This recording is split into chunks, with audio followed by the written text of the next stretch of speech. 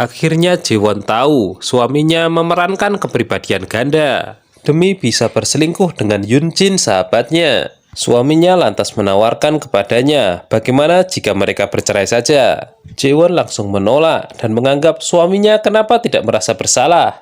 Sonyoung menganggap jika Jaewon hanya sibuk dengan kepentingannya sendiri. Hal itu langsung dibantah Jaewon dengan mengatakan apa yang ia lakukan demi keluarga. Jelas pertengkaran seperti ini tidak ada titik temu. Masing-masing memiliki pembenaran atas perbuatan mereka. Sebuah kilas balik memperlihatkan bagaimana Jaewon kecil melihat ibunya terkapar setelah meminum pestisida. Ini merupakan langkah singkat untuk mengakhiri hidup tanpa harus menghadapi masalah yang besar. Di hadapan psikiater, Jaewon mengatakan jika suaminya sudah tidak menginginkannya karena mencintai orang lain. Satu hal yang tidak pernah ia duga, karena selama ini hubungan mereka baik-baik saja. Sementara itu, Sonyoung mendatangi sahabatnya yang pengacara. Dia ingin dibantu mengenai masalah perceraian. Sonyoung mengaku jika dia telah berselingkuh. Dan satu hal yang ia tuntut hanyalah hak asuh anak. Bagi temannya, itu bukanlah sesuatu yang sulit karena selama ini memang Sonyoung yang lebih dekat dengan putrinya. Setelah itu, Sonyoung mendatangi ayah mertuanya dan mengajaknya minum bersama. Tampak sekali kedekatan di antara keduanya, bagaikan ayah dan anak kandung. Jaewon tiba di kantor dengan suasana hati yang buruk. Ia sempat melihat ke arah Tae-oh sebelum mengabaikannya. Di luar, Yunjin sedang melanjutkan melukis mural. Tae-oh datang dan mengajaknya berbicara di taman. Yunjin telah mengetahui wacana perceraian Jaewon dan Sonyoung. Ia sangat yakin hubungannya bisa berlanjut tanpa adanya penghalang lagi. Yunjin justru memberitahu Tae-oh, sekarang saatnya lah dia mendapatkan Jaewon. Seorang wartawan mengunjungi kafe di mana Jaewon menggenggam serpihan kaca. Dia dengan dibantu karyawan berhasil mendapatkan rekaman CCTV-nya. Sementara itu, Jaewon juga mendatangi pengacara untuk konsultasi perceraian. Dia ingin mendapatkan segalanya termasuk hak asuh anak. Hanya saja sang pengacara mengatakan untuk yang terakhir itu sangat sulit. Karena Arin lebih dekat dengan ayahnya, sedangkan Jaewon gila kerja. Meskipun begitu, Jaewon kemudian pulang ke rumah untuk mengumpulkan bukti-bukti suaminya berselingkuh. Sonyoung mendatangi Yunjin untuk menenangkannya jika mereka akan segera bersama. Yunjin sangat mengapresiasi usaha Sonyoung demi hubungan mereka. Songkyu pernah kepergok pacarnya ketika berbicara di telepon dengan Jiyoung. Hal itu menjadi rujukan Tae-oh untuk memperbanyak bukti bahwa Songkyu adalah penguntit Jaewon. Pada suatu malam, Jaewon menuangkan minuman untuk suaminya sambil mengatakan jika ia setuju bercerai. Namun setelah meminum minuman itu, Sonyoung terkulai lemas karena keracunan. Ternyata semua itu hanyalah khayalan dari Jaewon. Setelah sadar, ia buru-buru membuang pestisida yang ia simpan. Tuan Nam dipamari reporter mengenai video tentang Jaewon. Tentu bagi reporter, ia tidak ingin memberikan itu secara gratis. Tuan Nam ternyata lebih cerdik karena dia pecatan detektif. Dia memukul kepala reporter itu ketika berjalan di parkiran lalu mengambil laptopnya. Di rumah, Jaewon menghabiskan waktunya untuk menggambar agar ia bisa melupakan masalahnya. Ayah tirinya datang dan menyaksikan ruangannya yang berantakan. Setelah diteliti lagi, ternyata tangan Jaewon terluka. Jaewon berdalih jika dirinya baik-baik saja. Luka itu akibat dirinya kurang berhati-hati ketika menggambar sketsa. Ayah tirinya memberitahu jika kemarin Sonyoung menemuinya. Namun ia tidak menjelaskan secara detail apa yang mereka bicarakan. Di luar, ayah tirinya itu tiba-tiba menangis. Sebuah kilas balik, dia dipanggil guru. Jaewon menjadi korban perundungan teman-temannya saat dia menyilet tangannya. Ayah tirinya itu setia mendampingi di saat-saat sulit.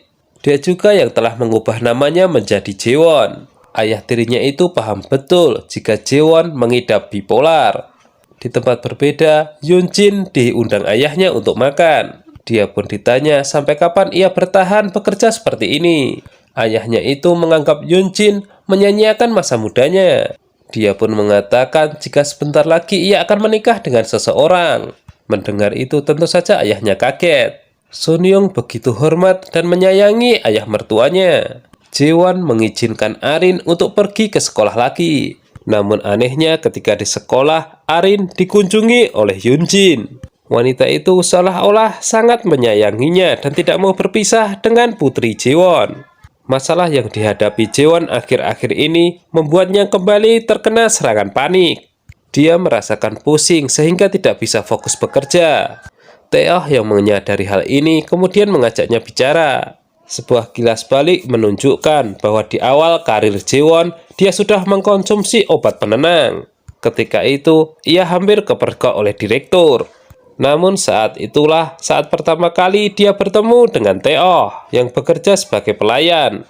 Dia yang telah mengumpulkan pil yang jatuh berserakan di lantai di saat Jaewon terkena serangan panik dan menghadapi direktur. Taeoh juga curhat jika pernah meminum obat itu ketika dirinya dibully waktu pertama datang ke Amerika.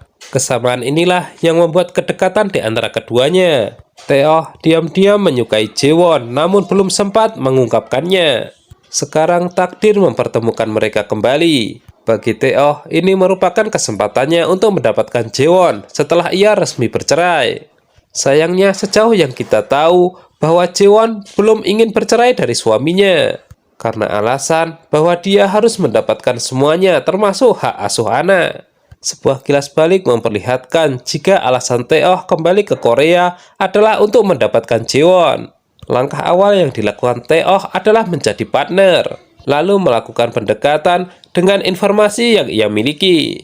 Jaewon hari itu memutuskan ingin menengok putrinya di sekolah, tapi gurunya memberitahu jika tadi seorang wanita mendekati Arin, dan dia mengaku mendapatkan izin dari Sunyoung. Jaewon shock jika suami dan selingkuhannya bertindak sejauh ini untuk memisahkannya dengan putrinya. Malam itu, Jaewon meminta bertemu dengan Tuan Nam. Dia memberikan rekaman video bukti perselingkuhan suaminya. Di sisi lain, Taeoh juga sedang menyelidiki mengenai pengutip Jaewon hingga peristiwa jatuhnya Sungkyu. Sayangnya detektif itu diam-diam berkhianat.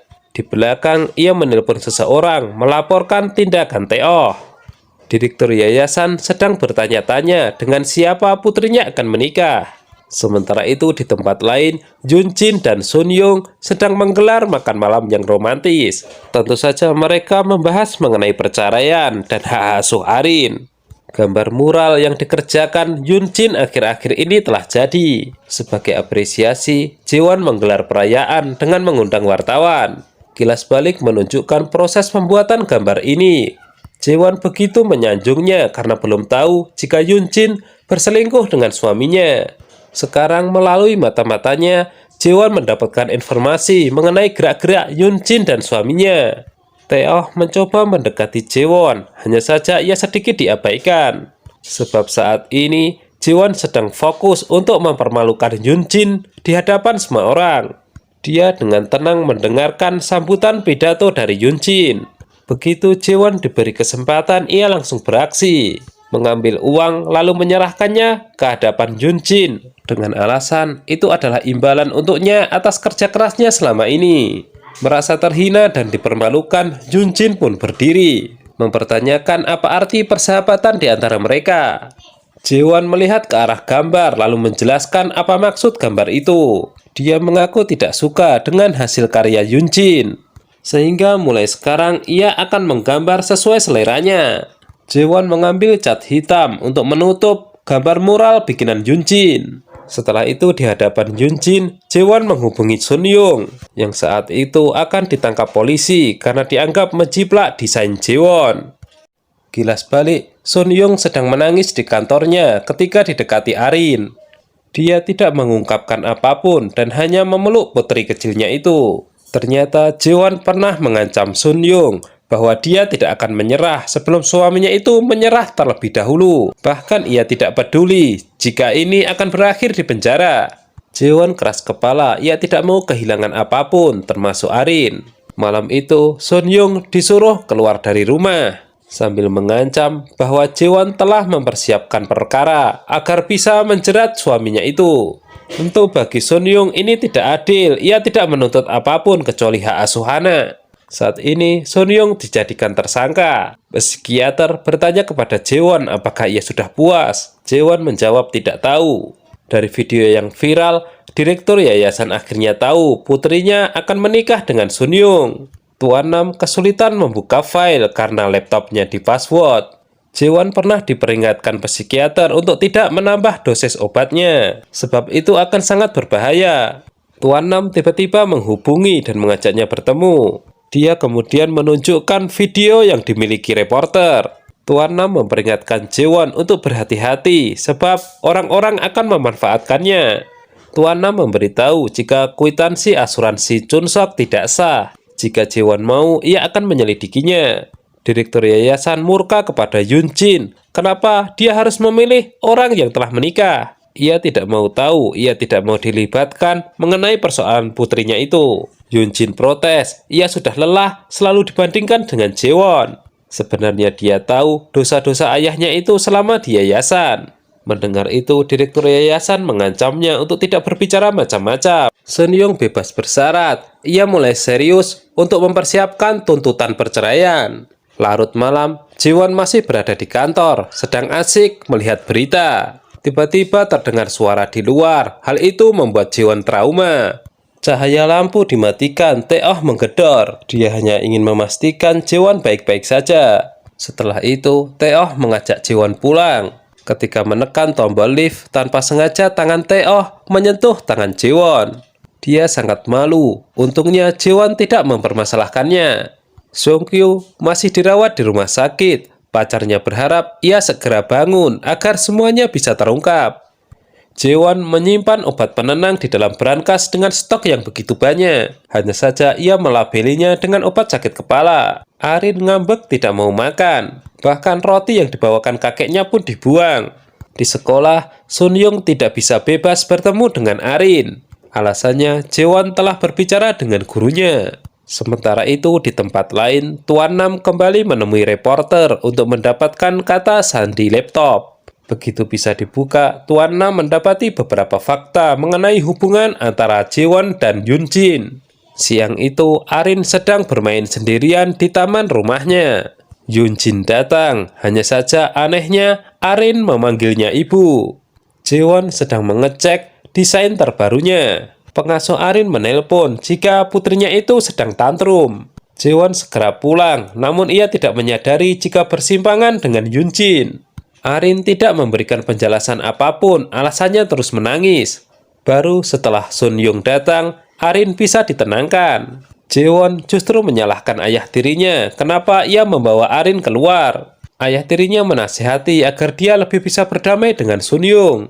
Namun pada kenyataannya, Jaewon kembali mengusir Sun Yung. Di kamar, Jaewon hendak meminum pil yang biasa ia minum. Ia teringat ucapan psikiater, jika dosisnya terlalu tinggi sangat berbahaya. Chun-suk berhasil meyakinkan Jaewon agar Sun Yung bisa bermalam setidaknya semalam. Alasannya jelas, hanya dia yang bisa menenangkan Arin ketika dia menangis. Jaewon gelisah sepanjang malam. Ia terhenyak ketika terbangun di pagi hari. Setelah itu, Jaewon menemui pengacara karena telah mantap untuk bercerai. Selain itu, Jaewon juga meminta bantuan mengenai masalah yang selama ini menderanya. Tapi, Jaewon masih memiliki satu hal yang mengganjal di hatinya, bahwa Sun Yung mengetahui jika dirinya mengkonsumsi obat penenang. Hal itu bisa membuatnya kalah di pengadilan mengenai hak asuh anak. Kilas balik menunjukkan saat Jaewon dan Sun Yung berpacaran. Mereka sama-sama mengetahui kekurangan masing-masing. Saat ini, Sun Yung menyuruh Jaewon untuk mengalah satu hal saja mengenai hak asuh Arin. Sun Yung benar-benar memohon bahwa putri kecilnya itu butuh perhatian. Jaewon mengatakan jika ini bukan hal yang mudah, selama ini ia merasa sendirian untuk bertahan. Sun Yung sadar jika Jaewon merasa tertekan. Saat Jaewon masih kecil, ibunya mengajaknya bunuh diri dengan cara hanyut ke laut. Hal itu seolah mengajarinya ketika mendapatkan masalah buntu. Tae-oh berhasil memulihkan handphone Sung-kyu dan mulai meneliti apa isinya. Namun rahasia belum juga terungkap, ia harus berkonsultasi dengan temannya. Direktur yayasan mulai berpikir sebab ia tidak enak hati dengan Jaewon, orang yang selalu ia banggakan. Mulai saat ini ia memerintahkan anak buahnya untuk mengawasi putrinya dan Jaewon. Yunjin memberanikan diri menemui Jaewon untuk menyelesaikan urusan di antara mereka. Kerjasama jelas berakhir. Jaewon mengatakan jika ia sudah merelakan suaminya. Namun, Jaewon tidak bisa memaafkan ketika Yunjin mengintai Arin. Yunjin tidak menjawab, namun ia justru berkata bahwa teruslah Jaewon menjadi orang yang terbaik di mata ayahnya. Sebelum pergi, Yunjin mengatakan jika ia bisa merelakan segalanya, namun tidak untuk keluarga. Keduanya akan membangun citra mulai dari awal. Yunjin bertemu dengan Tae-oh, mereka kemudian mengobrol. Tae-oh bertanya kepada Yunjin bagaimana perasaannya setelah Sun Yung bersalah. Yunjin beralasan jika desain bocor akibat Jaewon menggunakan laptop Sun Yung. Yunjin menyuruh Tae-oh untuk tidak ikut campur dalam urusan ini, dan lebih baik ia fokus bagaimana cara mendapatkan Jaewon. Sun Yung sadar jika posisinya kini tidak menguntungkan. Dia segera menghubungi Jaewon namun tidak ada jawaban. Saat ini Jaewon sedang sibuk bertemu dengan Tuan Nam untuk mendapatkan informasi mengenai transaksi Sun Yung. Sayangnya pertemuan ini diketahui oleh Tae-oh yang kemudian menunggu Tuan Nam di parkiran. Tae-oh ingin mengenal siapa Tuan Nam sebenarnya. Sebaliknya, Tuan Nam juga ingin tahu siapa Tae-oh, apa hubungannya dengan Jaewon. Dalam sebuah acara yayasan, Jaewon diminta memberikan sambutan. Di situ ia terpancing oleh pertanyaan reporter yang menyuruhnya mengklarifikasi mengenai berita yang beredar mengenai perselingkuhan suaminya. Jaewon hampir saja mengungkapkan semuanya. Namun ketika ia melihat ke arah Yunjin dan Sun Yung, tiba-tiba sebuah pesan masuk yang berisi foto yang menampilkan jika orang yang misterius ini berada di depannya, duduk bersama para undangan yang lain. Sementara itu, Sun Yung mengajak Yunjin bicara. Dia telah menemukan sesuatu di mobilnya. Dia bertanya kepada Yunjin apa hubungan dia dengan Sung Kyo. Dari bawah, direktur yayasan dan Jaewon menyaksikan mereka. Para wartawan masih penasaran mengenai pernyataan Jaewon yang belum selesai. Ketika ia diuber-uber para wartawan, Tae-oh datang sebagai penyelamat. Jaewon telah mendengar dari Tuan Nam jika Tae-oh sepertinya mengetahui semuanya. Setelah itu, Jaewon memilih pulang ke rumah untuk melihat Arin. Pesan-pesan teror yang berada di handphonenya, ia mulai mempertanyakannya siapa orang itu. Salah satu pesan menyebut Dorin Bio. Keesokan harinya, Jaewon kemudian menghubunginya, lalu mengetahui jika tempat itu adalah tempat tes DNA. Setelah itu, Jaewon mengecek seluruh rumah untuk mendapatkan surat hasil tes DNA dari Dorin Bio. Klinik itu sebelumnya telah melakukan tes atas permintaan orang yang nomornya tertera di situ, yaitu Sun Yung. Susah payah mencari, Jaewon akhirnya menemukannya. Di situ tertera jika ibu dan anak 99% identik. Tapi begitu ayah dan anak ternyata tidak cocok. Itu artinya Sun Yung bukanlah ayah kandung Arin. Jaewon tidak tahu apa yang terjadi 7 tahun lalu seperti kata peneror. Nah, gimana nasib Jaewon setelah mengetahui bahwa semua ini berawal darinya? Jangan lupa tonton kelanjutan serial drama ini hanya di Mail Channel ya. Terima kasih.